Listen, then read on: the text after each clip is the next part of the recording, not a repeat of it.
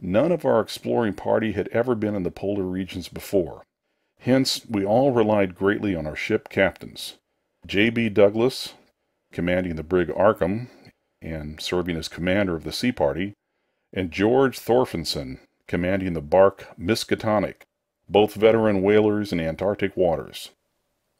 As we left the inhabited world behind, the sun sank lower and lower in the north, and stayed longer and longer above the horizon each day. At about 62 degrees south latitude, we sighted our first icebergs, table-like objects with vertical sides, and just before reaching the Antarctic Circle, which we crossed on October 20 with appropriately quaint ceremonies, we were considerably troubled with field ice. The falling temperature bothered me considerably after our long voyage through the tropics, but I tried to brace up for the worst rigors to come.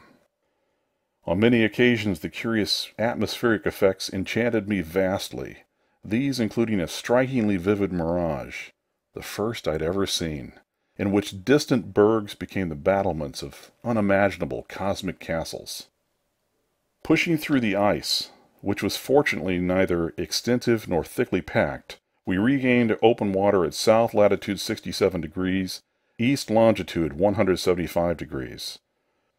On the morning of October 26, a strong land blink appeared on the south, and before noon we all felt a thrill of excitement at beholding a vast, lofty, and snow-clad mountain chain which opened out and covered the whole vista ahead.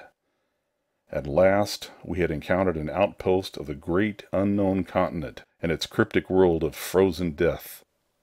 These peaks were obviously the Admiralty Range discovered by Ross,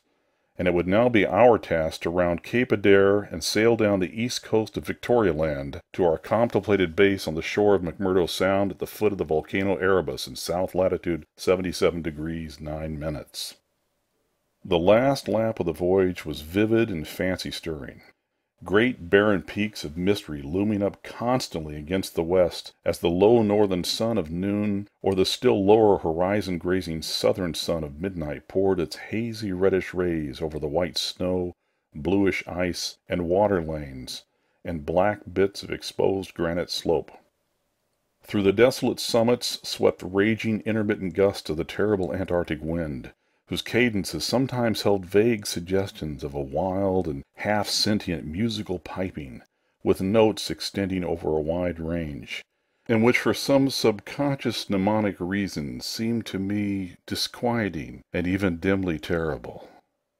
Something about the scene reminded me of the strange and disturbing Asian paintings of Nicholas Rourke, and of the still stranger and more disturbing descriptions of the evilly fabled plateau of Lang, which occur in the dreaded Necronomicon of the mad Arab Abdul al-Hazred.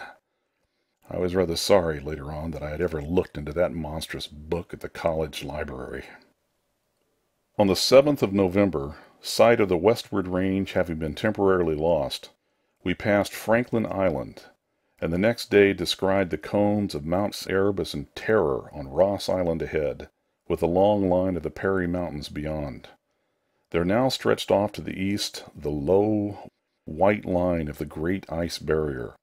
rising perpendicularly to a height of 200 feet like the rocky cliffs of Quebec, and marking the end of southward navigation. In the afternoon we entered McMurdo Sound and stood off the coast in the lee of smoking Mount Erebus. The Skoriak Peak towered up some 12,700 feet against the eastern sky, like a Japanese print of the sacred Fujiyama, while beyond it rose the white, ghost-like height of Mount Terror, 10,900 feet in altitude, and now extinct as a volcano. Puffs of smoke from Erebus came intermittently, and one of the graduate assistants, a brilliant young fellow named Danforth, pointed out what looked like lava on the snowy slope, remarking that this mountain, discovered in 1840, had undoubtedly been the source of Poe's image when he wrote 7 years later of "the lavas that restlessly roll their sulphurous currents down Yanak, in the ultimate climes of the pole that groan as they roll down Mount Yanak in the realms of the boreal pole." Danforth was a great reader of bizarre material, and had talked a good deal of Poe, I was interested myself because the Antarctic scene of Poe's only long story, the disturbing and enigmatical Arthur Gordon Pym. On the barren shore, and on the lofty ice barrier in the background, myriads of grotesque penguins squawked and flapped their fins, while many fat seals were visible on the water, swimming or sprawling across large cakes of slowly drifting ice. Using small boats, we effected a difficult landing on Ross Island shortly after midnight on the morning of the 9th, carrying a line of cable from each of the ships and preparing to unload supplies by means of a breeches buoy arrangement. Our sensations on first treading Antarctic soil were poignant and complex. Even though at this particular point the Scott and Shackleton expeditions had preceded us, our camp on the frozen shore below the volcano's slope was only a provisional one, headquarters being kept aboard the Arkham. We landed all our drilling apparatus, dogs, sledges, tents, provisions, gasoline tanks, experimental ice melting outfit, cameras, both ordinary and aerial, aeroplane parts, and other accessories, including 3 small portable wireless outfits, besides those on the planes, capable of communicating with the Arkham's large outfit from any part of the Antarctic continent that we would be likely to visit. The ship's outfit, communicating with the outside world, was to convey press reports to the Arkham Advertiser's powerful wireless station on Kingsport Head, Massachusetts. We hoped to complete our work during a single Antarctic summer,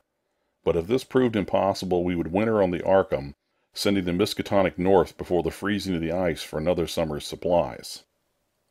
I need not repeat what the newspapers have already published about our early work, of our ascent of Mount Erebus, our successful mineral borings at several points on Ross Island, and the singular speed with which Peabody's apparatus accomplished them, even through solid rock layers, our provisional test of the small ice-melting equipment, our perilous ascent of the Great Barrier with sledges and supplies, and our final assembling of 5 huge aeroplanes at the camp atop the barrier. The health of our land party, 20 men and 55 Alaskan sledge dogs, was remarkable, though of course we had so far encountered no really destructive temperatures or windstorms. For the most part, the thermometer varied between 0 and 20 degrees or 25 degrees above, and our experience with New England winters had accustomed us to rigors of this sort. The barrier camp was semi-permanent and destined to be a storage cache for gasoline, provisions, dynamite, and other supplies. Only 4 of our planes were needed to carry the actual exploring material,